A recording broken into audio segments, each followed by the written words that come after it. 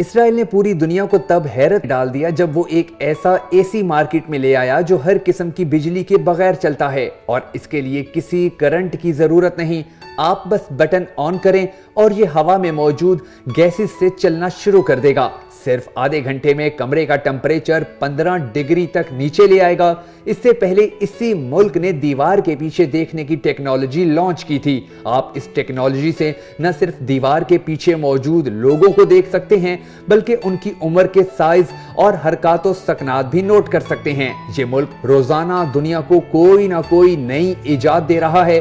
یہ وہ قوم ہے کہ جس کے بارے میں اللہ تبارک و تعالیٰ نے قرآن مجید میں اعلان فرمایا کہ ہم نے بنی اسرائیل کو اپنے علم کی بنیاد پر چھانٹی کر کے جہانوں پر فضیلت دی ہے۔ آپ دنیا کے کسی شعبے کی کوئی بھی چیز اٹھا کر دیکھ لیں، آپ کو اس کے پیچھے اسی ملک کی کمپنی، لیبارٹری یا کوئی سائنسدان ملے گا۔ دنیا کی پہلی الیکٹرک کار اسی ملک میں بنی، دنیا کا پہلا موبائل فون اسی ملک نے بنایا، سائبر سیکیورٹی کا جدید ترین سسٹم یعنی فائر وال بھی اسی ملک نے بنایا، میڈیکل کی 82% مشینیں اسی ملک میں ایجاد ہوئیں، دنیا کی تمام بڑی IT فرمز اور آئی فون کے تمام سافٹ ویئر سمیت ہارڈ ویئر اسی ملک میں بنتے ہیں۔ اس ملک نے 2018 میں ایسی ڈیوائس بنائی جو سونگ کر مریض کے تمام امراض بتا سکتی ہے۔ یہ ڈیوائس سنف فون کہلاتی ہے۔ مفلوج لوگوں کے لیے ری واک کے نام سے مشین بنائی اور مفلوج لوگوں نے اس مشین کے ذریعے باقاعدہ چلنا پھرنا شروع کر دیا۔ کیپسول سائز کا پل کیمرہ بنایا، مریض یہ کیپسول نگلتے ہیں اور کیمرہ ان کے جسم کے سارے اندرونی اعضاء کا جائزہ لے کر باہر آ جاتا ہے۔ اسی ملک نے دل کے لیے ربڑ جیسا فلیکسیبل سٹنٹ بھی بنایا۔ یہ ایجاد اب تک کروڑوں لوگوں کی جان بچا چکی ہے۔ دنیا کو پہلا ICQ اسی ملک نے 1996 میں دیا تھا۔ یہ ایجاد دنیا میں سوشل میڈیا کا آغاز ثابت ہوئی۔ دنیا کی پہلی USB اسی ملک نے بنائی۔ صحرا میں فصلیں اگانے کے لیے نیٹ اے فارم جیسا ایریگیشن سسٹم بنایا اور اس سسٹم نے صحراؤں کو کھیتوں میں بدل دیا۔ اس ملک نے ہوا سے پانی بنانے کی ٹیکنالوجی واٹر جن بھی متعارف کروائی۔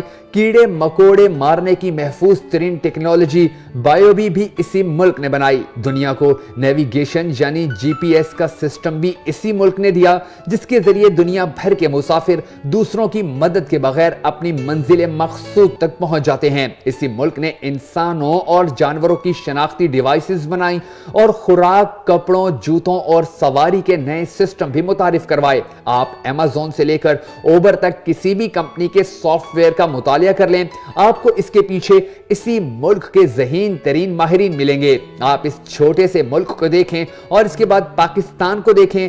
ہمارے صرف ایک شہر لاہور کی آبادی اس ملک کی کل آبادی کے قریب ہے، لیکن ہم اپنی ضرورت کی خوراک تک پیدا نہیں کر پا رہے۔ ہم کھانے کا تیل، گندم، دالیں، پیٹرول اور گیس تک امپورٹ کرتے ہیں۔ ہمارے ملک میں ہماری ضرورت کے مطابق پیٹرول اور گیس دونوں موجود ہیں، لیکن ہم اسے نکالنے کی اہلیت نہیں رکھتے، اور ہم اگر اسے نکال بھی لیں تو ہمارے اپنے لوگ پائپ لائن کو اڑا دیتے ہیں۔ ہم اس ملک میں فوج کی پوری ڈویژن کے بغیر گیس اور پیٹرول کے لیے ڈرلنگ نہیں کر سکتے۔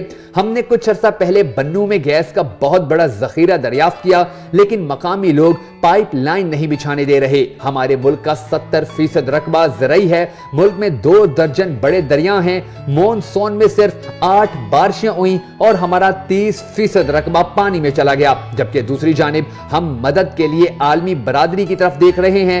ہم آج بھی metro, overhead railway, PIA، motorways اور انٹر سٹی بس سروس پر جھگڑ رہے ہیں۔ ہم ملک میں ویکسین تک نہیں بنا پا رہے، اپنے بچوں کو پولیو کے قطرے تک پلانے کے لیے تیار نہیں ہیں، اور ہمارے اندر گلیوں کا کوڑا تک اٹھانے کی اہلیت نہیں۔ آپ ملک کا کوئی ایک صاف ستھرا کونا دکھا دیں یا کوئی ایک شہر بتا دیں جس کے شہریوں کو صاف پانی اور اصلی خوراک مل رہی ہو۔ آپ دل پر ہاتھ رکھ کر جواب دیجئے، کیا ہمیں قوم کہلوانے کا حق حاصل ہے یا نہیں؟